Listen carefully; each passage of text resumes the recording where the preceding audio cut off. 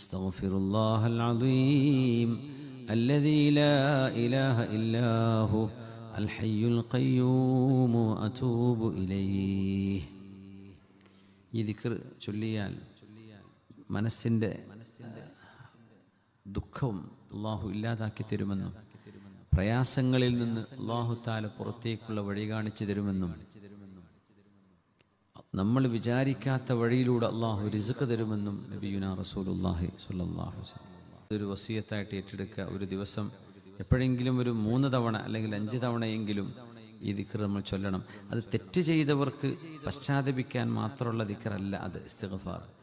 കാരണം ഈ ദിക്ർ ചൊല്ലിയാൽ അള്ളാഹ് തെറ്റ് പുറത്തു തരും എന്ന് അല്ല നബി തങ്ങൾ പറയുന്നത്. അള്ളാഹു നിങ്ങൾ ചൊല്ലുന്നതോടുകൂടെ മിൻ കുല്ലി ഹമ്മിൻ ഫറജ മിൻ കുല്ലി ദീഖിൻ മഖ്റജ, എല്ലാവിധ ബുദ്ധിമുട്ടായി കിടക്കുന്ന വിഷയങ്ങളിൽ നിന്നും അള്ളാഹു നിങ്ങൾക്ക് പുറത്തു കടക്കാനുള്ള വഴി കാണിച്ചു തരും.